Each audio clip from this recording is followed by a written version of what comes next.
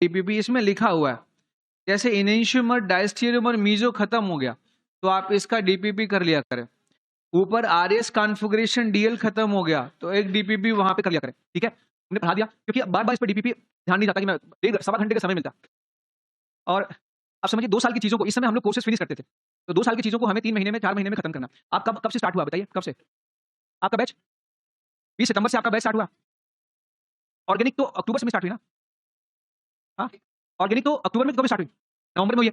तो नवंबर में organic start हुई है, नवंबर दिसंबर जनवरी फरवरी में आपके सिलेबस को फिनिश करना, क्योंकि आपको मैक्सिमम प्रैक्टिस कराना और हर चीज बताना भी है, क्योंकि कहीं कहीं थोड़ी थोड़ी चीजें ऐसी हैं जो आपने क्या ट्रिक से पढ़ाई किया हुआ है, तो ट्रिक से पढ़ा के 550 नंबर तक तो आ जाता, लेकिन 550 से 650 जाने के लिए कंसेप्ट जरूरी होता है। जो बच्चे सोचते हैं कि ट्रिक से 550 के ऊपर पहुंच जाएंगे, वो कई साल तक सफर करते हैं कोटा में। तो याद रखना, ट्रिक कंसेप्ट हर चीज का जरूरी। कंसेप्ट के साथ ट्रिक सीखेंगे तो आप अच्छा कर जाएंगे। तो अगर आप चाहते हैं कि आपके नंबर 700 या उससे ऊपर है या 650 से ऊपर है, तो आपको थोड़ा सा, अब जब मेहनत कर ही रहे हो तो अच्छे मेडिकल कॉलेज के लिए मेहनत करो। ठीक है, जहां पर प्रैक्टिकल का मौका मिले और जहां पर थियरी से काम चलाना पड़े वहां पर ना। चलो, मैं एक क्वेश्चन है, वो बच्चे का डाउट है, तो मैं पहले वो डाउट को बता दूं कैसे सॉल्व करना है। वो बच्चा नहीं था, मैं गलत उसको बोल दिया था, वो जो है हाँ, वो नहीं था। ओके, वो पढ़ने वाला बच्चा नहीं था, मैंने पता कर लिया, फोटो देख के मैंने पता करवा लिया, उसको बच्चे को बुलाया, पूरे आपकी पूरी डिटेल हमारे पास है, तो फोटो देख के 2 मिनट में पता कर लेंगे। वो तो आपके सारे फॉर्म पूरे हैं हमारे पास। क्वेश्चन जैसे लिखा है डीपीपी 8, 1 मिनट देखें क्वेश्चन को कैसे सॉल्व किया जाता है। डीपीपी 8 में एक सवाल लिखा है। देखो, हमारा आपसे कोई दुश्मनी, हमें सिर्फ मकसद आप नंबर ला दें, बाकी हमें कुछ नहीं चाहिए। आप सेलेक्ट हो जाएं, मेडिकल कॉलेज पहुंच जाएं, आप हमें देखेंगे भी नहीं, आपसे फीस भी ले लेंगे तो भी कोई दिक्कत नहीं मुझको। ये इसमें पूछा है कि रिलेशनशिप बताना कि इनिशियोमर की डायस्टेरियोमर, तो इसके 2 रास्ते हैं, मैंने शायद बताया था आपको। देखो, 3 आइसोमेरिज्म ऑप्टिकल में आपको नजर आएंगे। एक तो होगा इनिशियोमर्स, दूसरा होगा डायस्टेरियोमर, तीसरा आइडेंटिकल या होमोमर। अच्छा, चौथा नॉट आइसोमर, जो आइसोमर ही नहीं होंगे। तो खैर, जो आइसोमर होंगे, जो स्टीरियो आइसोमर्स होंगे, मैं उनकी बात कर रहा हूं। इसको पहचानने का तरीका, इसमें आपको क्या ढूंढना है जी, ऑप्टिकली एक्टिव होना चाहिए और प्लस मिरर इमेज होना चाहिए। ऑप्टिकली एक्टिव हो प्लस क्या हो, मिरर इमेज हो। मिरर इमेज चेक करने के लिए सबको एक जैसा फिशर बनाना पड़ेगा, ये आसान तरीका। या अपोजिट कॉन्फिगरेशन, कॉन्फिगरेशन क्या हो, अपोजिट, मतलब पहले वाले का 2 कार्बन, दूसरे वाले का 2 कार्बन में कॉन्फिगरेशन अपोजिट हो जाए, तो इससे भी आप मिरर इमेज ही होंगे, क्योंकि अपोजिट कॉन्फिगरेशन का मतलब मिरर इमेज है। तो एक अगर आर है तो दूसरा एस है, पहला अगर आर है तो दूसरा एस एस, पहला आर एस है तो दूसरा एस आर। ठीक है, दूसरा डायस्टीरियोमर पहचानने के लिए आपको सिर्फ स्टीरियो आइसोमर्स होना चाहिए। स्टीरियो आइसोमर्स में आपका जीआई भी हो सकता है, कन्फर्मेशनल आइसोमर भी हो सकते हैं, ऑप्टिकल भी हो सकते हैं, जो भी है सारे स्टीरियो आइसोमर्स, बस not no mirror image, no mirror image, mirror image ना। तो यहाँ पर आप देख सकते हैं मिरर इमेज ना होने का एक और तरीका है कि आप यहाँ पर partial change in configuration, partial change in configuration. Number के पीछे मत भागो, तुरंत सीखो, पहले नंबर अपने आप आए। इसी टेस्ट में नंबर है जरूरी नहीं, सीखो पहले, कमियों को दूर करो, नंबर अपने आप आए। और एक बार नंबर कम आए फिर ज्यादा, ये ठीक नहीं। नंबर अगर एक बार बढ़े तो वापस कम ना हो। एक बार अगर 650 के ऊपर आने लगा तो फिर वापस 650 के नीचे ना आए नंबर, तो फिर आपको एग्जाम में कॉन्फिडेंस रहेगा। एक बार 650 पा जाए, अगली बार 600 पा जाए, फिर अगली बार 550 पा जाए, फिर 700, तो अनसर्टेन, मतलब आपकी तैयारी जिस दिन पेपर हुआ वो बना, आपको आता था, आपने बता दिया, जिस दिन के पेपर में वो आ गया जो आपको नहीं आता था, नंबर घट गया। नंबर शुड बी इनकांस्टेंट है ना, वो लगभग ज्यादा फर्क नहीं होना चाहिए। पार्शियल चेंज इन कॉन्फिगरेशन, एक आरआर है, दूसरा एसआर है या आरएस, मतलब कुछ के सेम हो कॉन्फिगरेशन, कुछ के क्या हो रहे हो चेंज, तो डायस्टीरियोमर कह सकते हैं। देखो, इनके अलावा यहाँ पर आइडेंटिकल पहचानने का क्या तरीका है? तरीका नंबर 1 है ना, optically inactive plus mirror image हो, आइडेंटिकल बोल देना। ऑप्टिकली एक्टिव प्लस क्या हो बताओ, मिरर इमेज, तो आइडेंटिकल। ऑप्टिकली इनएक्टिव, मैं ऑप्टिकली एक्टिव बोला क्या मैं, sorry, optically inactive plus mirror image हो तो हमेशा क्या होंगे, आइडेंटिकल। या आप लिखेंगे एग्जैक्ट सब कुछ सेम हो, मतलब सब कुछ क्या हो जाए, ऑप्टिकली एक्टिव भी हो, कॉन्फिगरेशन भी सेम हो, आईयूपीएसी नेम भी सेम हो, सब कुछ सेम हो जाए। एसकेएस, एसकेएस मतलब उसका आईयूपीएसी नेम लिखा वो भी सेम, उसका कॉन्फिगरेशन लिखा वो भी सेम, समझ में आ गया, कुछ भी अंतर नहीं, मिरर इमेज भी नहीं है, सब तो आपस में क्या हो जाएंगे, याद रखना, आइडेंटिकल, होमोमर्स। ओके, अब जैसे इन्होंने क्वेश्चन 1 लिखा, इसका जवाब कैसे देंगे, ये मैंने लिखा था, ये लिखा। अब आपको इसका फिशर बनाना पड़ेगा, तो फिशर में एक जैसा बनाएगा कि कार्बोक्सिलिक ग्रुप अगर इसमें ऊपर है तो इसमें भी कार्बोक्सिलिक के ऊपर ही बनाएगा। तो जब भी फिशर हम बनाते हैं, कोई 2D स्ट्रक्चर होता है, उसका फिशर बनाते हैं, तो हमारे पास 2 रास्ता होता है, या तो हम इवन इंटरचेंज करते हैं, या तो 180 डिग्री रोटेशन, समझ में आ गया। तो या तो जब जरूरत पड़े तो दोनों कर लेंगे। तो इसको अगर 180 डिग्री हम घुमा दें, 180 डिग्री, तो शायद फिशर बन जाएगा ना फिशर। अब इसको उठा के इस पे रखिए, एग्जैक्टली सेम है, इसमें कोई आइडेंटिकल। ठीक है, आप ऐसे भी बता सकते हैं कि इसका कॉन्फिगरेशन आएगा एस, इसका आईयूपीएसी नाम होगा ये 2s, आगे नाम होगा 2 हाइड्रोक्सी प्रोपेनोइक एसिड। इसका नाम क्या लिखेंगे बताओ, यहाँ पर 2s, ये भी ऐसे ही आएगा, तो सब कुछ सेम है, तो आइडेंटिकल क्या आएगा। अच्छा, मान लो इसका 2s आ गया, उसका 2r आ गया, तो क्या हो जाएगा, इनिशियोमर्स हो जाएगा। पक्का कर लोगे अब आप, ऐसे सारे क्वेश्चन ट्राई करना, फिर भी नहीं आता तो मैंने आज शाम को 4 से मेरी एक्स्ट्रा क्लास है 6:30 तक, जो यहीं पर इसी बिल्डिंग में, मैं आऊंगा 3:30 पे, आप डाउट आके पूछ सकते हैं, आधे घंटे है। वो जीओसी चल रहा है उसमें, general organic chemistry, one shot नहीं है, 5 एक पेज 5 का बैच है, उसमें है पेज 5 का 51 बैच है, ऊपर है 205 में, 6 से 4 से 6:30 पर आप अपने बैच में पढ़िए, आपका टाइमली कोर्स खत्म हो जाएगा। हाँ, आप फिर बीच से अटेंड करने से कुछ फायदा थोड़ी होगा। उसमें मैं पढ़ाऊंगा वही है, एरोमेटिसिटी पढ़ाऊंगा, रेजोनेंस इफेक्ट पढ़ाऊंगा, are effect plus minus are effect पढ़ाऊंगा, ये सब पढ़ाऊंगा। हाँ, आपके टेस्ट में रेजोनेंस तक था, लेकिन वो आइसोमेरिज्म ही आएगा, ओनली आइसोमेरिज्म, जीओसी नहीं। क्या बेटा, क्या आपको थर्ड वाला पूछना था? तो उन्होंने फर्स्ट वाला पूछा था, चलो कोई नहीं, गुस्साइए मत, मैं बता देता हूँ। आजकल बच्चे, मेरे घर में भी बच्चे बड़े गुस्साते हैं ना, बेटा आजकल ज्यादा नाराज होता है।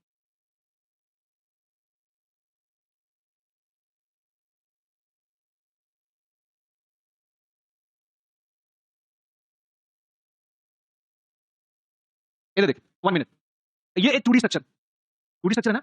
अच्छा, इसमें कार्बोक्सिल ग्रुप नीचे है, इसका कार्बोक्सिल ग्रुप ऊपर है, तो दोनों में या तो नीचे करेंगे या तो दोनों में क्या करेंगे, ऊपर। तो अपन क्या करते हैं, इसको 180 डिग्री घुमा लेते हैं, ठीक है। तो इसका 180 डिग्री हम रोटेट, दोनों में एक जैसा कर लेते हैं, या तो उसको रोटेट करें या तो इसको। तो इस रोटेशन में क्या होगा, ये कार्बोक्सिल ऊपर चला जाएगा, CH3 नीचे आ जाएंगे, एकदम नीचे। ये H घूमता हुआ यहाँ पर पहुंच जाएगा, ये OH घूमता हुआ यहाँ पर पहुंच जाएगा, और ये OH यहाँ पर आ जाएगा, ये H यहाँ पर। ये इसको हमने रोटेट किया, तो पता नहीं समझ रोटेट कर पाए नहीं कर पाए। रोटेट करके सिर्फ इसकी जगह मत बदलना, जब रोटेट करोगे तो ये पूरा रोटेट करके यहाँ पर जाएगा, है ना। ये नहीं कि 180 रोटेट किया तो उसी कार्बन बस इंटरचेंज कर देना, नहीं, ये पूरा ऐसे, ये मॉलिक्यूल को पूरा ऐसे रोटेट करेंगे हम, ठीक है। इसमें क्या किया, पहले इसको फिसर, पहले इसका 2D बना लेते हैं फिसर। कैसे करेंगे फिसर बताओ, इसमें कार्बन चेन वर्टिकल नहीं, तो इसको हमें नीचे लाना पड़ेगा। कुछ गड़बड़ हो गया क्या? मैं वही बोला हूं, मैं वही बोला। एक्चुअली आप क्या कर रहे हैं, इस OH को इधर कर रहे हैं, इस H को यहाँ कर रहे हैं। आप इसको H माने, ये H है, ये घूमता हुआ यहाँ पर जाए, ये OH है, इसको रोटेट करेंगे तो यहाँ पर पहुंचेगा, पूरी को 180 डिग्री घुमाइएगा, आराम से, है ना, रिलैक्स। यहाँ पर क्या करेंगे बताओ, CH3 नीचे, H यहाँ, और फिर H और OH की जगह भी बदल देंगे।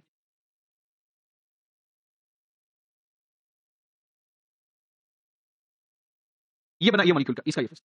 इन दोनों को एक सामने रख दीजिए, एकदम आइडेंटिकल, कोई अंतर नहीं। अच्छा, एक और इसमें आंसर लिखा है, देखो इस एलिमिनेशन मेथड, इसमें लिखा है ये आपस में क्या इनिशियोमर तो है नहीं यहाँ पर, दूसरा ये डायस्टेरियोमर भी नहीं है क्योंकि मिरर इमेज एकदम सेम है। अच्छा, ये आइडेंटिकल हो गया, पक्का, ये किसका डाउट है, क्लियर। ऐसे करेंगे आप, सबसे अच्छा तरीका है ना, सारे टेंशन खत्म कर दो, फिसर बना दो। और फिसर में इस बात को याद रखना, ये अगर पहला कंपाउंड में जो ग्रुप ऊपर होगा वही ग्रुप क्या हो बताओ, दूसरे में ऊपर कर दो, आपकी सारी समस्याओं का समाधान हो जाए। चलो ठीक है, एक अंदाजा आपको दे दिया, सबसे अच्छा तरीका होता है फिसर। सबसे अच्छा तरीका होता है फिसर बना लो, एक जैसा फिसर बना लो, ये 2D एक जैसा बना लो। अगर पहले कंपाउंड में जो ग्रुप ऊपर है वही ग्रुप ऊपर दूसरे में कर लो, तो आपको साफ साफ दिखेगा कि आइडेंटिकल है कि मिरर इमेज है कि मिरर इमेज नहीं है। मिरर इमेज होगा तो या तो आइडेंटिकल होगा या तो इनिशियोमर होगा, मिरर इमेज नहीं है तो डायस्टेरियोमर होगा बेटा। नहीं, फिसर बना के नहीं करेंगे तो बेस से भी फिसर निकाल सकते हैं आप कॉन्फिगरेशन यहाँ से भी निकाल सकते हैं। चलो ठीक है, 1 मिनट। जैसे मान लिया हमारी इच्छा है कि हम ये फिसर ना बनाए, हम इसे डायरेक्ट आंसर देते हैं। एक हिंट देता हूं, इनके बीच क्या रिलेशन, क्वेश्चन नंबर 3। आप इसके IUPAC मेथड से नंबरिंग कर डालो, IUPAC मेथड से नंबरिंग कैसे करेंगे, ये कार्बन 1, ये 2, ये 3, ये 4, इसका ये 2 कार्बन, पक्का बेटा। 2 कार्बन का RS डिसाइड करो, ये 1 प्रियॉरिटी, ये 2 प्रियॉरिटी, इसका 2 R कॉन्फिगरेशन का है, आप निकालोगे, आप कर लोगे।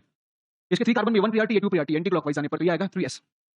तो इस मॉलिक्यूल का जब भी आप नाम लिखेंगे तो 2R3S, 2,3 dihydroxy butanoic acid, 2R3R, 2,3 dihydroxy butanoic acid, पक्का उसका नाम लिखें। IUPAC मेथड से नाम लिखें, पहला कार्बन, दूसरा कार्बन, तीसरा, चौथा। नाम क्या लिखेंगे, ये 2R, ये 3, ये 1, ये S है। एग्जैक्टली, IUPAC नेम भी सेम, इनका कॉन्फिगरेशन भी जब सब कुछ सेम है तो काहे का डिफरेंट, दे आर आइडेंटिकल। अच्छा, ज्यादा ठीक है। आज फिर इसके लिए आपको RS में एक्सपर्ट होना, RS में गलती नहीं करिएगा, क्योंकि कभी-कभी RS में हम गलती कर देते हैं।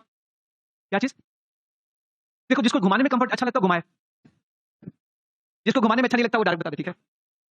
देखो कुछ लोग घुमा के जवाब देते हैं और कुछ लोग बिना घुमाए बता देते हैं ना, तो आपकी मर्जी है, आप देख लो। हाँ क्या बेटा, एक मिनट। हाँ नहीं, आरएस के लिए बेटा फिसर जरूरी नहीं, फिसर जरूरी सिर्फ डीएल के लिए होता है। फिसर जरूरी सिर्फ किसके लिए होता है, डीएल के लिए। आरएस होता है, डीएल सिर्फ फिसर से देखा जाता है, बाकी आरएस फिसर नॉन फिसर, मतलब 2D है, कोई भी 2D है, चाहे फिसर है चाहे नॉन फिसर है, या तो वेस्ट है, डायरेक्ट बता सकते हैं। आरएस के लिए फिसर जरूरी, लेकिन डीएल के लिए क्या जरूरी है, फिसर। नेक्स्ट, चलो ये तो अच्छा हो गया, अच्छा डिस्कशन। तो अब आप एक बार डीपीपी नंबर 8 तक कर लीजिएगा, 7, 8 तक कर लीजिएगा। आई थिंक आपके एग्जाम में क्वेश्चंस वैसे पूरे आएंगे, 9 तक भी आएंगे। आज कर लेंगे, आज क्या नेक्स्ट लेक्चर में डिस्कशन भी कर लेंगे। डीपीपी 10 पहले हो चुकी है, तो डीपीपी 10 आप कर लेंगे, ये आपकी डीपीपी थी, ले लीजिएगा। हाँ, आज मुझे सारे होमवर्क दिखा देना, तो जो मैं पीछे के होमवर्क हैं अगले स्लाइड में वो सारे होमवर्क इंक्लूड करके, वो जो जीआई कैलकुलेशंस है, ऑप्टिकल आइसोम और साथ में प्लेन ऑफ सिमेट्री है, benzene wide non benzene wide structures हैं, वो कैसे निकालते हैं बिना दिमाग लगे, मतलब बिना मेहनत किए, वो हम सारे आपको बताते हैं। चलो ठीक है, अब हम आप पढ़ेंगे ईपीमर। What is ईपीमर्स? अच्छा चलो ईपीमर छोड़ो, अगर मैं पूछूं पी क्यू आर में ये इनिशियमर है कि डायस्टेरियोमर, बताएं। पी और क्यू अगर हम सामने ये मिरर रखें तो क्या ये इमेज बनेगा? ये OH के सामने OH तो दिख रहा है, H के सामने OH दिख गया, ये गड़बड़ हो गया मामला, तो ये डायस्टेरियोमर हो गया पक्का। तो पी क्यू एक डायस्टेरियोमर। ओके, अब मैं आपसे बोलूं पी और आर, पक्का ये भी मिरर इमेज नहीं होगा। कहां से अंतर है बताओ, यहां से अंतर है, तो ये भी डायस्टेरियोमर्स। अच्छा क्यू आर क्या है? ये तो मिरर इमेज नहीं हुआ, ये मिरर इमेज है क्या क्यू आर बताओ? H के सामने H, अच्छा H के सामने OH आ गया, तो ये भी मिरर इमेज नहीं, तो ये भी डायस्टेरियोमर, सब जानते हैं आप लोग। अच्छा यहां से ध्यान से देखिएगा, इन दोनों डायस्टेरियोमर में अंतर 2 जगह मिलेगा आपको। कहां मिलेगा? पहले तो इस कार्बन पे अंतर नहीं, यहां तो कहां अंतर मिला? एक तो इस कार्बन पे और इस कार्बन पे, इनके कॉन्फिगरेशन में जो अंतर मिलेगा आप निकालेंगे तो ये होगा S कॉन्फिगरेशन, ये होगा S, ये होगा S, ये होगा R, ये होगा R। जब इस कंपाउंड का नाम लिखेंगे तो 2S आगे 3S, फिर आगे 4R, फिर आगे 5R। इस कंपाउंड का जब भी आप IUPAC नेम लिखेंगे तो आई थिंक इसमें 2 वाला R आएगा, 2R आएगा, 3S आएगा, 4 4 क्या होगा बताओ? 4R होगा, 5S। इसमें अंतर कहाँ है? इसका 2S है, इसका 2R है, तो एक अंतर हो गया। यहाँ अंतर। इसका 3S है, इसका भी 3S है, सेम रहा। इसका 4R है, इसका भी 4R सेम रहा। 5 पोजीशन पे अंतर, ये 5S है शायद। आप बोल भी नहीं रहे। मैं गलत कर रहा हूँ तो सोच रहे हैं कि करने दो, अभी जिंदाबाद मुर्दाबाद करेंगे, है ना? तो ये 5R है, ये 5S है। तो इन दोनों में अंतर है 2 काइरल कार्बन के कॉन्फिगरेशन से। ये दोनों डायस्टीरियोमर्स है, दे डिफर टू इसमें 2 कार्बन के कॉन्फिगरेशन सेम है और 2 कार्बन के कॉन्फिगरेशन डिफर कर रहे हैं। समझ में आ गया? तो यहाँ पर चेक करें, इसका कॉन्फिगरेशन आप निकालेंगे तो ये R आएगा, ये S आएगा, ये R है, ये R है। पक्का? तो ये आ जाएगा 2R, फिर वापस 3S, नेक्स्ट 4R और क्या होगा? 5R। इसमें अंतर करें, ये P और Q का। यहाँ पर 2R है, यहाँ पर 2 पोजीशन पे ये 2R है, यहाँ पर 2S है, बाकी 3S 4R 4R 4R। बोलो, ये तो सेम। इन दोनों के बीच में एक कॉन्फिगरेशन में अंतर है। बोलो, ये भी डायस्टीरियोमर्स है। इन दोनों में एक काइरल कार्बन में अंतर है, इन दोनों में 2 काइरल कार्बन के बीच में अंतर है। ठीक है? मतलब कॉन्फिगरेशन पार्शियली चेंज होता है। डायस्टीरियोमर में कॉन्फिगरेशन क्या होता है? पार्शियल। और अगर किसी में मल्टी काइरल कंपाउंड्स हो, ढेर सारे काइरल कंपाउंड्स हो और एक ही कार्बन का कॉन्फिगरेशन चेंज हो रहा हो और वो डायस्टीरियोमर बन रहा हो, तो उस समय उनको एक और नाम दे सकते हैं, उनको ईपीमर भी कह सकते हैं। क्या कह सकते हैं बताओ? वे डायस्टीरियोमर जो एक दूसरे से अंतर रखते हो सिर्फ एक काइरल कार्बन के कॉन्फिगरेशन में, जबकि उसमें ढेर सारे काइरल कार्बन उपस्थित हैं, तो उस समय उनका क्या नाम होता है बताओ? ईपीमर। क्या कहेंगे बेटा? ईपीमर। ये है डी ग्लूकोज का फोटो, ये डी मैनोज का फोटो है और ये डी गैलेक्टोज का फोटो है। तो डी ग्लूकोज और डी मैनोज जो होते हैं एक दूसरे के C2 ईपीमर होते हैं। कौन से ईपीमर होते हैं? C2, क्योंकि दूसरे कार्बन के कॉन्फिगरेशन में इनमें अंतर होता है। आपके एग्जाम में पूछा जाएगा, जब आप बायोमॉलिक्यूल्स पढ़ लेंगे तो which of the following is the C2 epimer of D glucose, तो वहां पर ये काम आएगा कि ग्लूकोज का जो C2 ईपीमर होता है वो क्या होता है बताओ? डी मैनोज होता है। पता? अच्छा, ग्लूकोज और गैलेक्टोज में क्या अंतर? ग्लूकोज और गैलेक्टोज P and Q। देखिए, इसका 2 वाला R है, इसका भी 2 वाला R है, इसका 3 वाला S है, 3 वाला S है, 4 वाला R है, 4 वाला R है। इसके 5 कार्बन के कॉन्फिगरेशन में अंतर है। इसका 5 कार्बन जो होगा ये R कॉन्फिगरेशन का होगा और इसका 5 वाला S है। तो गैलेक्टोज और ग्लूकोज भी आपस में ईपीमर होते हैं।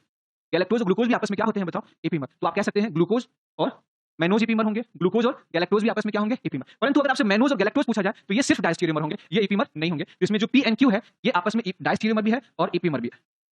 अच्छा, P और R जो हम बात करते हैं ये डायस्टीरियोमर भी है और क्या है बेटा? ईपीमर भी है। लेकिन जो Q और R है ये सिर्फ डायस्टीरियोमर है। तो those diastereomers which are more than one chiral atom and which differ due to configuration of single chiral atom उन्हें कहेंगे ईपीमर। लिखा दूं या लिख लेंगे आप लोग? लिखा दूं? हां? गैलेक्टोज C4 ईपीमर किस कार्बन पे अंतर हुआ?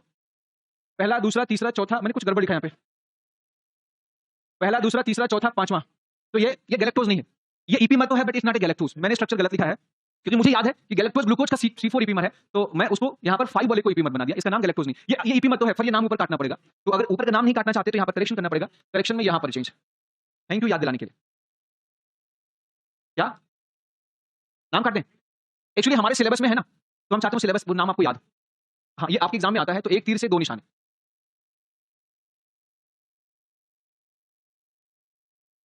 तो यहाँ पर 4 वाला S करना पड़ेगा।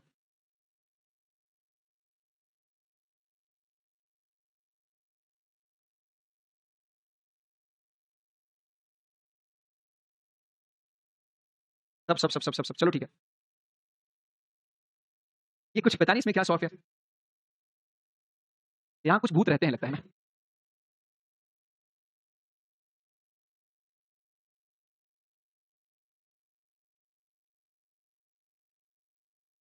अब ठीक, अब कर लेंगे ना, कॉन्फिगरेशन लिख लेना। तो आप इसमें बताएं P और Q क्या है आपस में? ये डायस्टीरियोमर भी है, साथ में ईपीमर भी है और ये C2 ईपीमर। ठीक है? और नेक्स्ट ये आपके डायस्टीरियोमर भी है, साथ में क्या है? ईपीमर है, बट दे आर C4 ईपीमर। अच्छा, मुझे याद था C4 ईपीमर। ओके, यहाँ पर है, ये आपस में डायस्टीरियोमर है, बट ये ईपीमर नहीं है, दे आर नॉट ईपीमर। क्योंकि ईपीमर उनको कहते हैं जिनमें काइरल कार्बन ढेर सारे हों पर कॉन्फिगरेशन एक ही अंतर कर रहा हो। समझ में आ गया कि नहीं? रोहित, समझ में आ गया? आ गया? पढ़ूं आगे? लिख लेना इसको। अब हम पढ़ेंगे रेसमिक मिक्सचर। रेसमिक मिक्सचर आप जानते हैं, ऐसा कोई एक कंपाउंड है, जैसे आपने लिखा 2 ब्यूटेनॉल। 2 ब्यूटेनॉल ऑप्टिकली एक्टिव होता है। ठीक है? तो इसमें 2 ब्यूटेनॉल का आधा डी आइसोमर रख दें। कौन सा आइसोमर? आधा डी और आधा क्या रख दें? एल। तो ये जो रेसमिक मिक्सचर तैयार होता है इसे क्या कहते हैं? जो मिक्सचर तैयार होता है इसे रेसमिक मिक्सचर कहते हैं। इसमें आधा डी है, आधा क्या है बताओ? एल। किसी एक मिक्सचर में 50% क्या हो? ई और 50% एल, उसे कहेंगे रेसमिक मिक्सचर। अच्छा, इसका नाम दूसरा भी होता है, इसे कहते हैं हम लोग रेसमिक मिक्सचर। इसमें डी और एल दोनों होने की वजह से इसे डीएल मिक्सचर भी कहते हैं। इसमें डी अगर डेक्स्ट्रो रोटेटरी होगा तो एल क्या होगा बताओ? लिबो रोटेटरी। तो एक प्लस होता है, एक क्या होता है? माइनस। इसे प्लस माइनस मिक्सचर भी कह सकते हैं। ठीक है? अच्छा, इसे हम इक्वल प्लस माइनस मिक्सचर, इसका एक और नाम दे सकते हैं, बताएं। इसमें एक अगर आर कॉन्फिगरेशन का है तो दूसरा हमेशा एस कॉन्फिगरेशन का है, इसे आरएस मिक्सचर भी कह सकते हैं। एक आर है, दूसरा क्या होगा? हमेशा एस। इसे ऐसे भी कह सकते हैं। एक और इसको इक्वल पेयर ऑफ इनिशियोमर भी कह सकते हैं, क्योंकि डी किसी एक मॉलिक्यूल की जो डी और एल आइसोमर होते हैं वो आपस में इनिशियोमर्स होते हैं। तो इसे इक्विमोलर मिक्सचर ऑफ इनिशियोमर भी कह सकते हैं। क्या कह सकते हैं बताओ? Equimolar mixture of enantiomers. ठीक है? इनके कई सारे नाम हैं। रेसमिक मिक्सचर का डेफिनेशन क्या हो गया? A mixture having 50% D and 50% L isomer of any molecule. अच्छा सुनो, किसी एक ही मॉलिक्यूल के दोनों होने चाहिए। ऐसा नहीं कर सकते कि आपने क्या किया, 2 ब्यूटेनॉल का डी ले लिया और 2 क्लोरोब्यूटेन का एल ले लिया, वो मिक्सचर रेसमिक मिक्सचर नहीं होगा। 2 ब्यूटेनॉल सेम का ही डी होना चाहिए, सेम मॉलिक्यूल का भी क्या होना चाहिए, तभी वो रेसमिक मिक्सचर बनेगा। ऐसा मिक्सचर जो होता है, इसकी दूसरी डिफिनिशन होती है equimolar mixture of enantiomers is known as racemic mixture. इसकी दूसरी डिफिनिशन क्या होती है, डी और एल जो इक्वल अमाउंट में होते हैं, इक्वल मोल में होते हैं और एक दूसरे के इनिशियोमर्स होते हैं, इसका दूसरा नाम है किताबों में लिखा है इक्विमोलर मिक्सचर ऑफ इनिशियोमर्स। इसका सिंबल क्या होता है, plus minus DL mixture, equimolar mixture of enantiomers. एक और बात बताएं, ऐसा मिक्सचर ऑप्टिकली इनएक्टिव होता है, it's optically inactive mixture, it's optically inactive mixture. अच्छा, ये ऑप्टिकल इनएक्टिविटी इसकी क्यों होती है, इसका रीजन ये होता है कि इसमें जो एक मॉलिक्यूल जो है डी है, दूसरा क्या है एल है, तो अगर डी ने इसके अंदर हमने प्लेन पोलराइज्ड लाइट को पास किया, तो अगर डी ने इसे क्लॉकवाइज घुमाया तो जैसे वो लाइट एल से मिलेगी उतना ही एंटी क्लॉकवाइज घूम जाएगी, तो सॉल्यूशन से निकलने के बाद लाइट में कोई परिवर्तन नजर नहीं आता, इसलिए ऐसे मिक्सचर को हम क्या कहते हैं, रेसमिक मिक्सचर कहते हैं। समझ में आ गया बेटा? तो racemic mixture is optically inactive. अच्छा, रेसमिक मिक्सचर की ऑप्टिकल इनएक्टिविटी एक बार आपका, हेलो जी मैम, हेलो,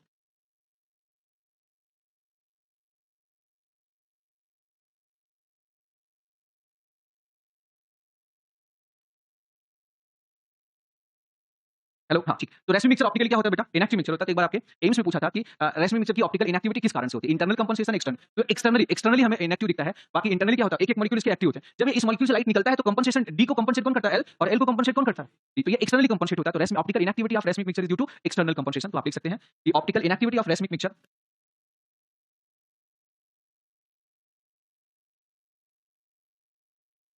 एक्सटर्नल कंपनसेशन, आपको लिख लीजिएगा, एक्सटर्नल कंपनसेशन लिखिए मेरे पास जगह।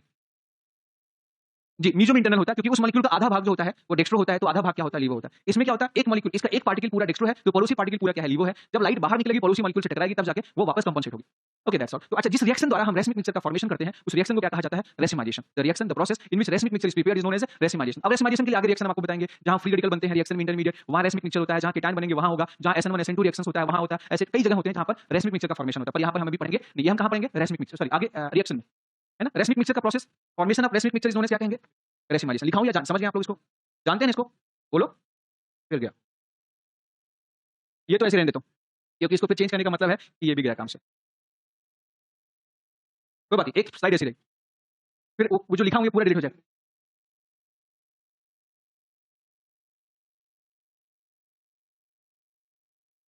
चलो एक स्लाइड तो थोड़ी डिफरेंट होनी चाहिए। नेक्स्ट, अब हम पढ़ेंगे resolution. What is resolution, racemic mixture का ठीक उल्टा काम।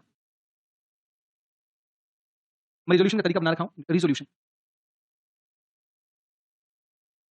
देखो, रिजोल्यूशन कैसे होता है, रेसमिक मिक्सचर से इसका डी और एल को अलग कर दो, बस इनको डिफरेंट अलग कर दो, तो ये प्रोसेस जो कहलाता है इसे क्या कहते हैं हम लोग बताओ, रिजोल्यूशन। तो आप लिख सकते हैं separation of D and L isomer from racemic mixture. दिखा दूं क्या मैं इसमें, सेपरेशन ऑफ, लिख के आना चाहिए था, separation of D and L isomer from racemic mixture is known as resolution. अच्छा, रिजोल्यूशन करने के कई सारे तरीके होते हैं, जिसमें से रिजोल्यूशन कैसे, ये टास्क है फ्रॉम रेसमिक मिक्सचर, ये टास्क क्यों है बताएंगे आप लोग,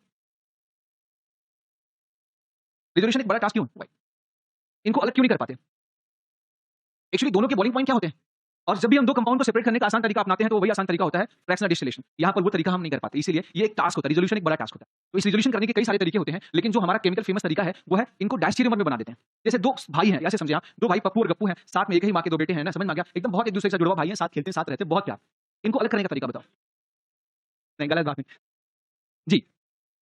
अभी पप्पू और गप्पू के विचार बिल्कुल एक जैसे, दोनों की मैरिज हो गई, अब पप्पू की मैरिज किसी और से, मतलब लड़की वो अलग माहौल से आई होगी, और जो गप्पू की मैरिज वो अलग माहौल से आई होगी, तो अब कॉम्बिनेशन हुआ मिसेस पप्पू और पप्पू का, और इधर कॉम्बिनेशन हुआ मिसेस पप्पू और बातें नहीं गप्पू का। तो अब इनके विचार धीरे धीरे क्या हो जाएंगे बताओ, मिसमैच, जॉइंट विचार क्या हो जाएंगे, मिसमैच हो जाएंगे, और फिर ऑटोमेटिकली इनके बीच में क्या हो जाएंगे, सेपरेशन। तो यही तरीका, अच्छा साइंटिस्ट को भी पता था कि जो इनिशियमर्स हैं इनको अलग करने का एक ही तरीका है, इनको हम क्या करते हैं, इनको डायस्टीरियमर में कन्वर्ट कर दो, तो फिर इनको हम अलग किया जा सकता है। तो resolution can be done by converting racemic mixture into diastereomers. एक आपने मूवी देखी होगी सेट्टी, और क्या थे उसमें वो, सेट्टी और मजनू सेट्टी थे, वेलकम करके कुछ मूवी होगी है, समझ गए आप ठीक। तो इनिशियम, अच्छा चलो इधर बातें बंद, अब आप वहां चले गए कैरेक्टर में, और रिजोल्यूशन को डिफिनेशन लिखाना पड़ेगा, ठीक है। Resolution can be done by diastereomeric formation, तो यहां लिखेंगे resolution can be done by diastereomeric formation. अच्छा, रिजोल्यूशन के बाद एक जो मिक्सचर है वो किस में कन्वर्ट हो जाएगा, एक ऑप्टिकली इनएक्टिव मिक्सचर किस में कन्वर्ट हो जाएगा, ऑप्टिकली एक्टिव आइसोमर्स में कन्वर्ट हो जाएंगे। मतलब अगर हम यहां से बोलें ये प्लस माइनस 2 ब्यूटेनॉल, ठीक है, तो ये कन्वर्ट हो जाएगा किसमें, ये प्लस 2 ब्यूटेनॉल, और क्या बन जाएगा, माइनस 2 ब्यूटेनॉल। इसको कैसे कन्वर्ट करते हैं, तो हम आपको बताते हैं पहले थ्योरेटिकल तरीका। ओके, ये जो रेसमिक मिक्सचर होता है उसे आप प्लस माइनस मिक्सचर भी कह सकते हैं। इधर ध्यान से देखिएगा, एक प्लस होगा तो दूसरा क्या होगा, माइनस, एक डी होगा तो दूसरा, एक आर होगा तो दूसरा एस, पक्का पता है ना। हमने बाहर से एक ऑप्टिकली एक्टिव आर मॉलिक्यूल को अंदर भेजा, इसके अगर यहाँ 100 मॉलिक्यूल थे, कितने मॉलिक्यूल थे, 100 मॉलिक्यूल थे यहाँ पर, इनिशियमर्स के आर और एस दोनों को मिला के 100 मॉलिक्यूल थे, ठीक है, दोनों को मिला के क्या है बताओ, 100 मॉलिक्यूल है। ये आर और इनके बीच में डिस्टेंस थोड़ी होना चाहिए, दूर दूर है, आर और एस अलग अलग, फिर ये जो ऑप्टिकली एक्टिव कंपाउंड एक बाहर से गया आर, उसका अपना एक खुद कॉन्फ़िगरेशन होगा।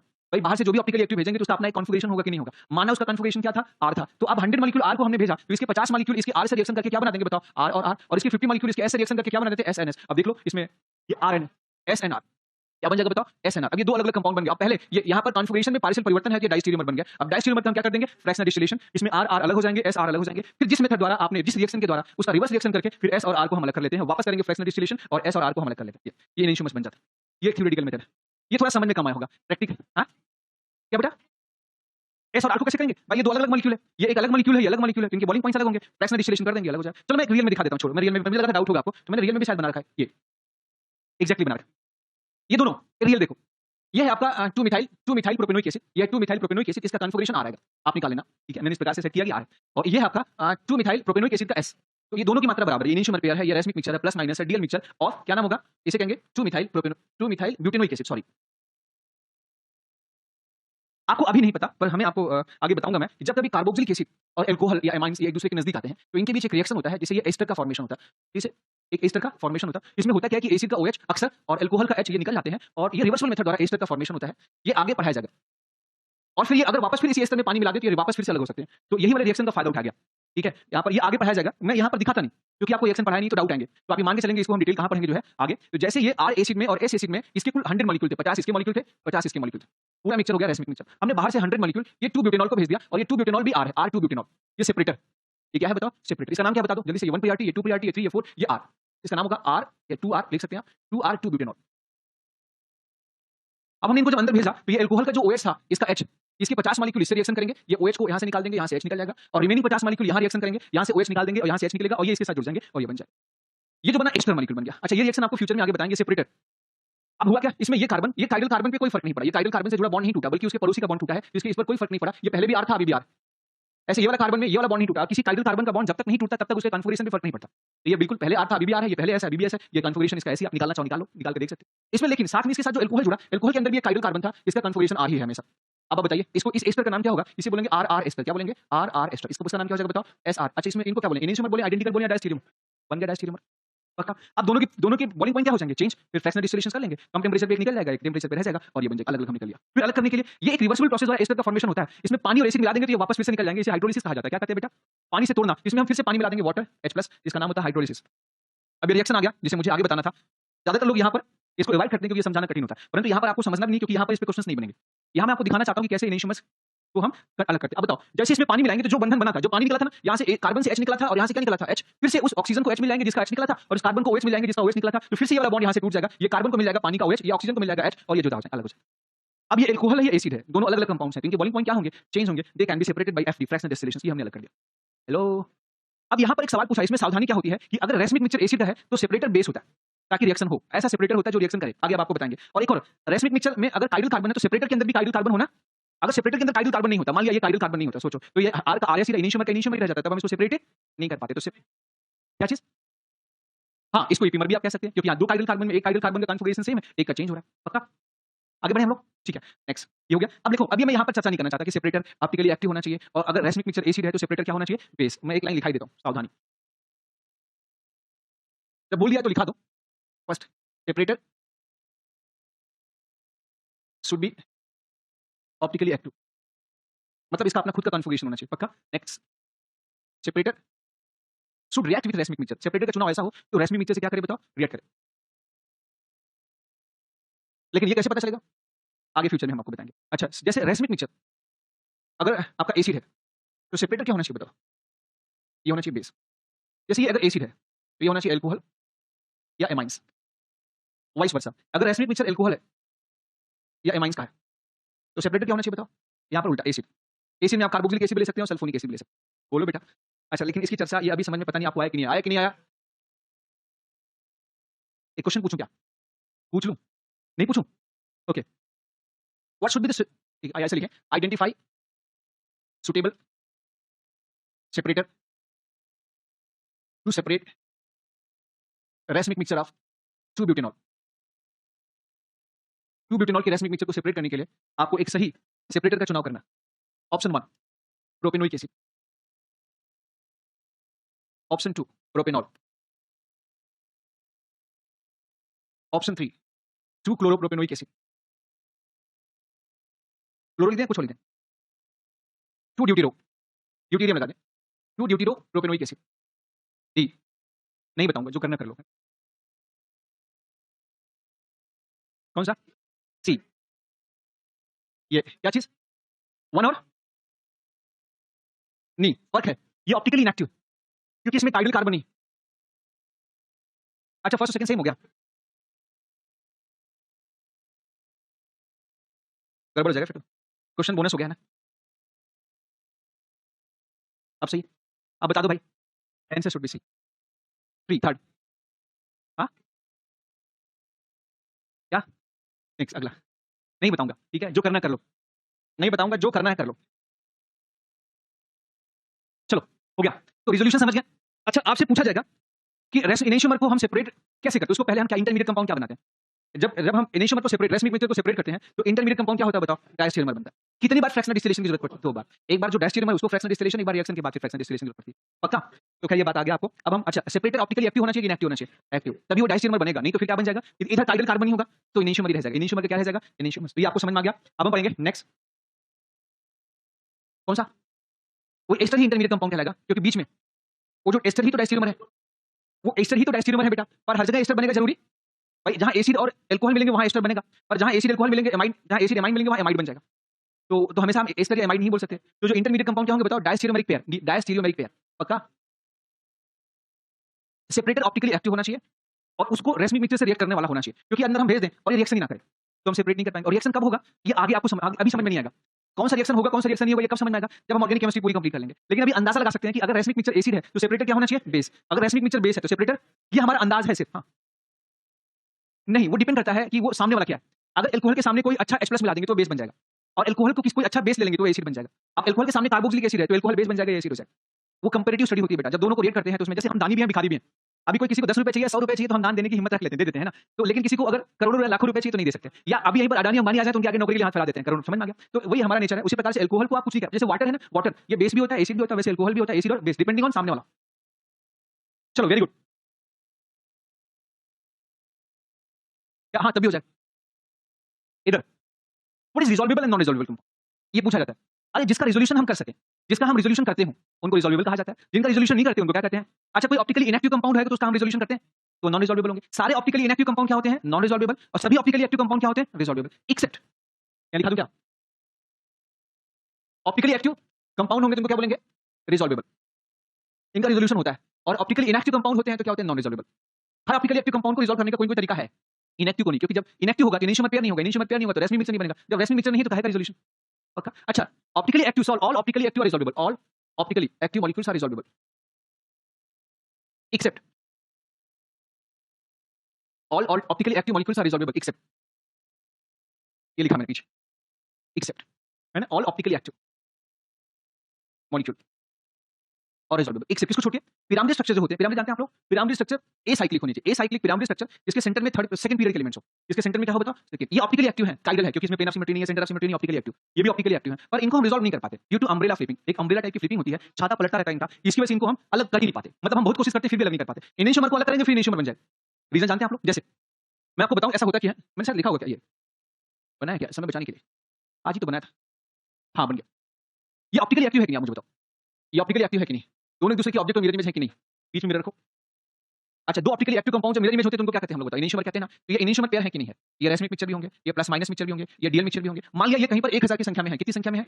1000 में 500 इसके मॉलिक्यूल है, 500 इसके मॉलिक्यूल। हमने क्या किया, मेहनत करके इधर देखो इनको अलग कर दिया। इधर हमने 500 मॉलिक्यूल कर दिया, इसके 500 मॉलिक्यूल कर दिया, इसके 500, ये फिर से वापस से 250 इस मॉलिक्यूल 250 इस मॉलिक्यूल में बदल जाते हैं। ये वापस आपने अलग किया, जैसे अलग करेंगे फिर रेसमिक मिक्सचर बन जाता है। क्यों? क्योंकि इसमें अम्ब्रेला वाली फ्लिपिंग होती रहती है। पेन देना बेटा, जल्दी से पेन दो बस।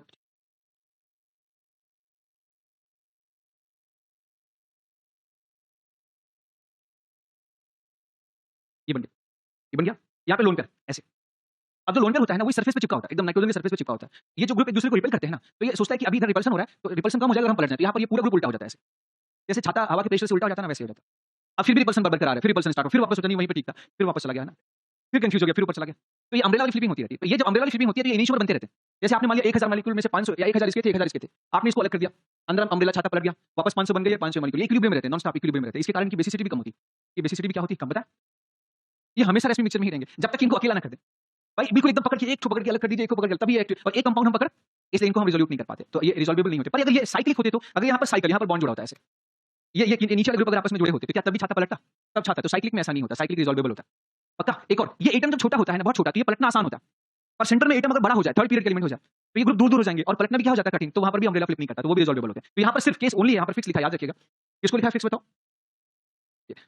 ये यहाँ पे हमने साफ साफ लिखा, ये याद रखना, ये सेकंड पीरियड एलिमेंट्स, पिरामिडल हो और सेकंड पीरियड एलिमेंट हो, तो यहाँ पर सिर्फ कार्बन का केस मिलेगा और नाइट्रोजन का बस। यहाँ पर हम फास्फोरस लिख दें, यहाँ सिलिकॉन लिख दें, तो ये रिजॉल्वेबल हो जाए। हेलो, अब एक सवाल पूछा जाएगा, क्या बेटा? कौन सा बेटा? हाँ, ये आईपीआर, आइसोप्रोपाइल, ये आइसोप्रोपाइल, ये तो शॉर्ट फॉर्म नहीं, ये तो जग जाहिर है, ये तो मिथाइल इथाइल प्रोपाइल, ये तो एग्जाम में आता। एमी मतलब मिथाइल, एटी मतलब इथाइल, पीआर मतलब प्रोपाइल, बीयू मतलब ब्यूटाइल। अगर आई लगा है तो आइसो और एन लगा है तो नॉर्मल। अच्छा, ये आइसोप्रोपाइल, 1 मिनट। अच्छा सही किया आपने, पूछ लिया।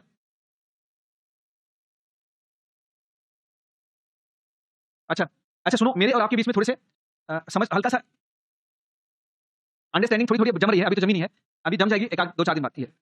देखो, इसको कहा जाता है आइसोप्रोपाइल। आप नर्सरी के 11 के बच्चे को किसी को पूछो, बता देगा आइसोप्रोपाइल। अच्छा ठीक, ओ तो आइसोप्रोपाइल, टर्सरी ब्यूटाइल, ओके। कुछ बच्चे कह रहे हैं हम आपकी डिक्शनरी बना रहे हैं ना, सारे शॉर्ट फॉर्म की, ठीक। अच्छा, ये यहाँ पर एक नोट्स बेचता है दुकान वाला, वो मुझे बोला सर क्या करते हो, क्या लिखते हो, समझ में नहीं आता, वो गूगल में मिलता ही नहीं, पता नहीं क्या लिखते हो आप नोट्स में। तो मैंने कहा जिसने नोट्स खरीदा मेरे पास भेज देना, ठीक है। ये यहाँ पर कैसे बताएं, यहाँ identify resolvable molecule among following, guide है तो। अच्छा, दोनों सेम ग्रुप है, अच्छा दोनों सेम ग्रुप, मी और मिथाइल सेम, तो ये नॉन रिजॉल्वेबल, एनआर मतलब नॉन रिजॉल्वेबल। ये बताओ, इसमें प्लेन ऑफ सिमेट्री है, ये ऑप्टिकली इनएक्टिव, ये ऑप्टिकली इनएक्टिव तो नॉन रिजॉल्वेबल, ये ऑप्टिकली एक्टिव तो रिजॉल्वेबल, ये तो अभी लिखा है नॉन रिजॉल्वेबल। अम्ब्रेला फ्लिपिंग, ये अम्ब्रेला फ्लिप नहीं करेगा, ये resolvable, optically active plus resolvable, ये ऑप्टिकली एक्टिव प्लस रिजॉल्वेबल। पढ़ा आपने, इसमें plane of symmetry, centre of symmetry दोनों नहीं, बताया था आपको। इसमें प्लेन ऑफ सिमेट्री है और सेंटर भी है, इसमें प्लेन ऑफ सिमेट्री भी है, सेंटर ऑफ सिमेट्री भी है, ऑप्टिकली इनएक्टिव है, इसलिए नॉन रिजॉल्वेबल। पता? तो अगर कोई रिजॉल्वेबल पूछे मतलब वो आपसे एक्टिव पूछ रहा है। हेलो, कोई रिजॉल्वेबल पूछे तो मतलब वो क्या पूछ रहा है आपसे, ऑप्टिकली। नेक्स्ट। अच्छा, लिख रहे हैं क्या आप लोग? ये तो पीडीएफ आपके पास जाएगा, क्वेश्चन छोड़ दिया कर, इधर देखो, बातें नहीं। बाइफिनाइल्स की ऑप्टिकल एक्टिविटी हमारे सिलेबस में नहीं, पर पिछले टेस्ट पेपर में एक क्वेश्चन बाइफिनाइल का देखा था मैंने, तो बाइफिनाइल का क्वेश्चन किसी सीट में भी मिल सकता है, डीपीपी में मिल सकता है। और एक बार आपको बता दिया, सिर्फ एडवांस के सिलेबस में, आप में नहीं है, है ये प्लेनर। देखो बेटा, ये इसका है, अरे अरे सॉरी सॉरी सॉरी सॉरी, क्षमा चाहता हूँ, ये है यस, क्योंकि ये मिथाइल, ये हाइड्रोजन, ये कार्बन, ये कार्बन, ये कार्बन, ये हाइड्रोजन, ये मिथाइल, ये सब सेम प्लेन में है, और जब सब सेम प्लेन में है तो स्लाइस का प्लेन ऑफ सिमेट्री होती है। ओके, अब आगे बढ़ जाओ डॉक्टर। एग्जांपल जरूरी नहीं, आप कंसेप्ट सीखो, एग्जांपल दूसरे का लेना, कोई फर्क नहीं पड़ता। तो ज्यादा देर हो रही क्या, जल्दी हो रहा है क्या? यहाँ पर बाइफिनाइल जो होता है, बाइफिनाइल ऑप्टिकली एक्टिव का सिर्फ एक शर्त है, सिर्फ एक शर्त है कि बाइफिनाइल के दोनों ऑर्थो पोजीशन पे बड़े ग्रुप होने चाहिए, समझ में आ गया? और दोनों बाइफिनाइल में से इनकी लाइन को अगर आगे बढ़ाएं, ये वाली लाइन को अगर आगे बढ़ाएं तो दो बराबर भाग में कटने नहीं चाहिए, मतलब इसको अगर हम आगे बढ़ाएं तो इक्वल पार्ट नहीं होना चाहिए काटने पर। और किसी भी बाइफिनाइल में अगर इक्वल पार्ट हो गया तो ऑप्टिकली क्या हो जाएगा बताओ, इनएक्टिव, क्योंकि इसमें प्लेन ऑफ सिमेट्री हो जाएगी। ठीक है, समझ में आपको? नहीं आया समझ में? आइए एनसीईआरटी लेके आइए मेरे पास, आइए जल्दी, आइए जल्दी, आप भी आ जाइए। एक नोटबुक जल्दी से जोड़िए, बाइफिनाइल, ये परपेंडिकुलर नहीं होता, इधर पकड़ो इसको ऐसे, ये प्लेनर होता है। देखो, ये बाइफिनाइल प्लेनर होगा, ज्यादातर प्लेनर रहना चाहता है क्योंकि इस बेंजीन का पाई इलेक्ट्रॉन इस बेंजीन में घूमना चाहता है। अगर ये सब प्लेन सेम प्लेन में होंगे तो इलेक्ट्रॉन को घूमने के लिए एरिया ज्यादा मिलेगा, इसकी कोशिश होती है कि सेम प्लेन में हो। परंतु प्रॉब्लम क्या आती है, जब इस बाइफिनाइल की ऑर्थो पोजीशन पे हम बड़े ग्रुप लगा देते हैं, यहाँ भी बड़ा, यहाँ भी बड़ा ग्रुप, तो इनके बीच में रिपल्शन होता है, और उस रिपल्शन की वजह से इसका जो प्लेन है वो चेंज हो जाता है ऐसे। समझ में आ गया? अब ये ऑप्टिकली एक्टिव होगा कि इनएक्टिव होगा, आपको डिपेंड करता है इसमें प्लेन ऑफ सिमेट्री। अब ध्यान से देखो, यहाँ पर अगर ये बड़ा ग्रुप होगा तो बड़े ग्रुप से इनका प्लेन चेंज हो जाएगा। अब इसमें प्लेन ऑफ सिमेट्री चेक करिए, यहाँ पर मानो सीएल है, यहाँ पर ये सीएल है, यहाँ पर सीएल है, यहाँ पर बीआर है, आया समझ में? यहाँ भी सीएल है, यहाँ पर बीआर है, तो आप अगर बीच से काटोगे तो नहीं काट सकते क्योंकि इधर सीएल इधर बीआर आएगा। आप यहाँ पर सीएल बीआर है तो आप ऐसे भी नहीं काट सकते बेटा, आप बीच से बिल्कुल नहीं काट सकते क्योंकि इधर के ग्रुप क्या होगा, वर्टिकल, उधर के हॉरिजॉन्टल। तो अगर बाइफिनाइल के दोनों ऑर्थो पर बड़े ग्रुप हो और किसी भी बाइफिनाइल में प्लेन ऑफ सिमेट्री हो, किसी भी बेंजीन में है ना दोनों तरफ, तो ये इसमें एक कहलाएंगे ऑप्टिकली एक्टिव। लेकिन माना अगर इसमें एक बेंजीन में दो ग्रुप सेम हो जाए, एक बेंजीन में प्लेन ऑफ सिमेट्री आ जाए यहाँ पर, तो बताओ कहाँ से प्लेन ऑफ सिमेट्री हो जाएगी? यहाँ पर जो जी कहाँ से प्लेन ऑफ सिमेट्री आ जाएगी बताओ, बोलो। यहाँ पर दोनों ग्रुप ऐसे है ना, तो ये वाली बेंजीन की स्लाइस कट कर दो और ये वाली यहाँ पर सेम ग्रुप हो जाएंगे, तो प्लेन ऑफ सिमेट्री हो जाएगी। आया समझ में आपको? तो बाइफिनाइल की ऑप्टिकल एक्टिव होने के लिए बस एक शर्त है कि दोनों के इस रिंग के ऑर्थो पर, इस रिंग के ऑर्थो पर बड़ा ग्रुप हो ताकि अलग प्लेन में हो जाए, और दूसरा क्या है, साथ में इनमें प्लेन ऑफ दोनों के ऑर्थो पोजीशन पे जो ग्रुप आपस में सेम ना हो, क्योंकि एक भी बेंजीन रिंग पे आपस में सेम हो जाएंगे तो प्लेन ऑफ सिमेट्री हो जाएगी। पक्का? तो बाइफिनाइल की बस, थैंक यू सो मच, आप जा सकते हैं। जी ये भी पेन किसकी, आपकी है? इधर से किया था क्या? हाँ। हाँ, तो biphenyl to be optically active, दो कंडीशन, दोनों बाइफिनाइल के ऑर्थो पर बड़ा ग्रुप हो, देयर शुड बी बड़ा group at the ortho position of both biphenyl, and दूसरा दोनों बाइफिनाइल में बीच से काटने पर प्लेन ऑफ सिमेट्री ना आए। अगर एक में भी आ गई तो प्लेन ऑफ सिमेट्री, एक में भी आ गई तो ऑप्टिकली क्या हो जाएगा? इनएक्टिव। तो यहाँ पे लिख सकते हैं पहला फर्स्ट कंडीशन, कंडीशन क्या है? बड़ा group at both ortho of both री, पहला। दूसरा, no POS in any benzene along intermolecular bond, along intermolecular bond, ये वाला बॉन्ड, ये इस बॉन्ड के लॉन्ग, मतलब इस लाइन को आगे खींच दो। अगर दोनों बेंजीन में से एक भी बेंजीन कट गई तो प्लेन ऑफ सिमेट्री नहीं होगी, बस खत्म कहानी। तो आप मुझे बताओ, ये दोनों के ऑर्थो पोजीशन में बड़े ग्रुप है कि नहीं है? और किसी भी बेंजीन रिंग की लाइन यहाँ पर अगर आप इसको खींचे तो इसमें प्लेन ऑफ सिमेट्री, तो पक्का ऑप्टिकली क्या होगा? एक्टिव।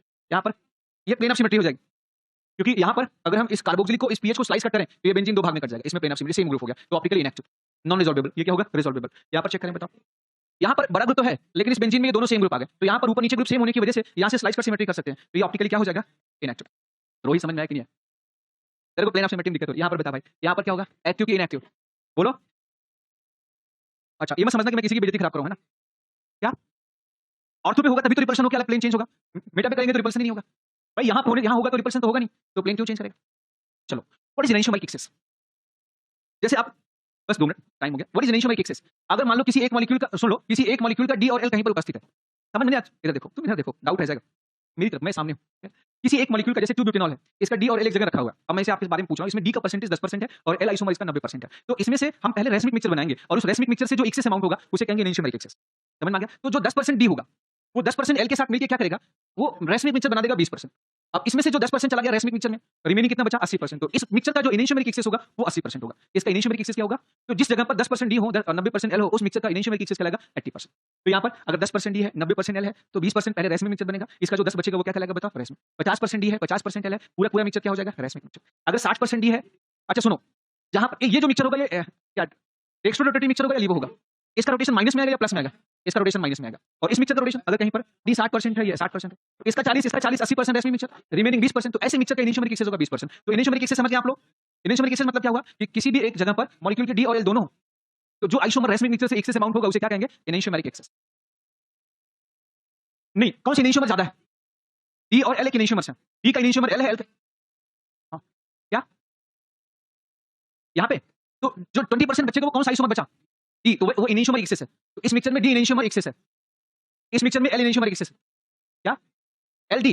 सुनो, जिस मिक्सचर में एल का परसेंटेज ज्यादा होगा वो लिबोरेटरी होगा, जिस मिक्सचर, अच्छा डी लिखा गया, सॉरी एक्चुअली। अच्छा, अब इसे निकालेंगे कैसे? फार्मूला एक को बनाने का तरीका देखो। वैसे इसमें हमने किया क्या? कुछ नहीं किया ना भाई, डी और एल से हमने डिफरेंस कर दिया, डी माइनस एल एनेंशियोमेरिक एक्सेस, यहाँ डी माइनस एल एनेंशियोमेरिक एक्सेस हो गया, यहाँ एल माइनस डी हो गया, यहाँ डी माइनस एल। तो अब एनेंशियोमेरिक एक्सेस निकालने का फार्मूला तो डी माइनस एल या एल माइनस डी। अब इसी को बताओ, ये फार्मूला बना दिया। अब इसमें क्या? डी माइनस एल तो कर दिया, नीचे डी प्लस एल जोड़ने पर 100 ही आएगा ना, डिवाइडेड बाय 100 मल्टीप्लाई बाय 100। भाई इधर फीलिंग में 100% है, ये उधर भी 100% है, लेकिन ये कैलकुलेशन में हेल्प करेगा, it will help in calculations.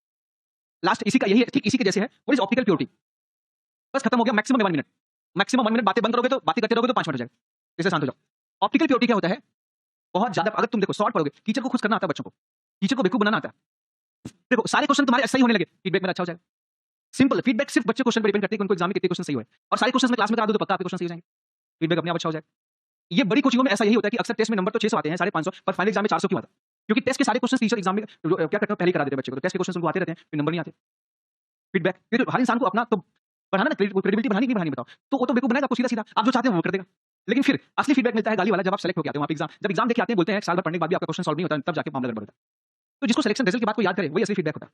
इधर ऑप्टिकल प्योरिटी बात नहीं, ऑप्टिकल प्योरिटी देखो, किसी एक कंपाउंड का डी और दोनों है, जैसे ब्यूटेनॉल का डी और एक जगह हम रख दिया, 10% डी रख दिया, 90%, तो इसमें पहले तो रेसमिक मिक्सचर बनेगा, और जो एक्सेस अमाउंट लाइट को रोटेट करेगा वो उस मिक्सचर का ऑप्टिकल प्योरिटी होगा, मतलब वो परसेंटेज आइसोमर का जो लाइट को रोटेट करता है। ये एक प्रकार का एनेंशियोमेरिक एक्सेस होता है। ये एक प्रकार का क्या होता है? जो एनेंशियोमेरिक एक्सेस होगा वही तो लाइट को रोटेट करेगा। Optical purity is a kind of enantiomeric excess. Optical purity में कह सकते हैं कि percentage of isomer which is responsible to rotate plane polarised light, उसे कहेंगे ऑप्टिकल प्योरिटी, प्रकाशिक शुद्धता हिंदी। चलो ठीक है, कोई मतलब नहीं है, ओके। अच्छा, इसे निकालते कैसे? सिंपल, किसी का डी और एल दिया हो तो एनेंशियोमेरिक एक्सेस निकाल लो, और जो एनेंशियोमेरिक एक्सेस होता है वही ऑप्टिकल प्योरिटी होती है, दोनों सेम होते हैं भाई। जो एक्सेस अमाउंट होगा वही तो रोटेट करेगा, खत्म कहानी। तो optical purity is equal to, optical purity जो होता है is equal to enantiomeric excess. एक तो ये तरीका है, एक और तरीका है, आप स्पेसिफिक रोटेशन से भी निकाल सकते हैं कि किसी भी मिक्सचर का alpha mixture divided by alpha pure into 100, इससे भी निकाल सकते हैं। अच्छा सुनो, क्योंकि हमें पता है कि ऑप्टिकल प्योरिटी और एनेंशियोमेरिक एक्सेस सेम है, तो ये जो इक्वेशन नंबर 2 है और ये जो पहले इक्वेशन नंबर 1 है, इसके लेफ्ट साइड वाले पार्ट आपस में क्या है? तो राइट वाले पार्ट भी आपस में क्या होंगे? तो ये आप लेफ्ट राइट को, इसका राइट उसके राइट से इक्वल करेंगे तो क्या आएगा? Alpha mixture divided by alpha pure into D minus L, mod लगा दें क्योंकि यहाँ पर डी और एल में कोई भी वैल्यू ज्यादा हो सकती है। समझ में आ गया? मॉड लगा के आप कर लीजिए। तो डी माइनस एल या L minus D divided by D plus हो गया। अब सुनो, किसी को क्वेश्चन यहां भी बनता है, किसी को डी का परसेंटेज दे दिया, एल का परसेंटेज दे दिया, और इन दोनों में से एक वैल्यू दे दिया, या तो मिक्सर का स्पेसिफिक रोटेशन दे दिया तो प्योर का पूछ लेगा, प्योर का दे दिया तो मिक्सर का पूछ लेगा, या इन दोनों को दे देगा। किसी एक मिक्सर का स्पेसिफिक रोटेशन दे देगा कि भाई इस मिक्सर का स्पेसिफिक रोटेशन जो है, मिक्सर का -9 डिग्री है, प्योर का 13 डिग्री है, तो उसमें कितनी परसेंट डी है, कितनी परसेंट एल है, ये परसेंटेज पूछ लेगा आपसे। तो ये दोनों ही क्वेश्चन आपसे पूछे जाते हैं, लेकिन आप यहां से निकाल सकते हैं जैसे alpha mixer divided by alpha pure करके आप यहां पर भाई इसको यहां मल्टीप्लाई करेंगे, इसको यहां मल्टीप्लाई करके आप क्वेश्चन को क्या कर सकते हैं, सॉल्व कर सकते हैं। वैसे एक आसान तरीका भी है, एक क्वेश्चन दूं आपको, क्या ये कर लेना, मैंने सॉल्व नहीं किया, करके आएंगे आप लोग, ये आपका होमवर्क। इसमें क्वेश्चन क्या है कि specific rotation of 2 butanol, soon low, specific rotation of -2 butanol, minus हमने लिखा, ये प्योर है कि मिक्सर है, प्योर हो गया। अगर किसी के सामने सिर्फ प्लस और माइनस लिखा हो तो क्या होगा, pure isomer is -13 degree, 13.5 degree, and specific rotation of mixer of plus and -2 butanol, या तो लिख दे प्लस माइनस मिक्सर भी लिख सकते हैं ना, ये क्या है बताओ, -9.72 degree. Then what would be percentage of D and isomer, मतलब इसमें मिक्सर का दिया है -9.72, प्योर का दिया है कितना, -13, तो आपको डी और एल के परसेंटेज निकालेंगे आप लोग, कर लेंगे क्वेश्चन, बताइएगा नेक्स्ट डे। और इसी के बाद लास्ट टॉपिक जो बचा है करीब 1 घंटे का, वो सबसे कठिन सबसे इंपॉर्टेंट टॉपिक बचा, calculation of stereo isomers, calculation of stereo. तो एक लेक्चर और लगेगा इस ऑप्टिकल आइसोमरिज्म में, और मुझे एक बार जिसका वो जो पिछले होमवर्क है, जो होमवर्क है ना पिछला, उसका मुझे इसकी फोटो खींच के मुझे व्हाट्सएप कर दीजिएगा, तो मैं उसको क्वेश्चन लिख करके यहाँ के सॉल्व कर दूंगा। नंबर, ये पीडीएफ पूरा सर्कुलेट हो जाता है और मामला गड़बड़ हो जाता है। ये 27 तक लेना भैया आपको, बेटा लिखा देना क्या क्या मैंने पढ़ा। मैं नंबर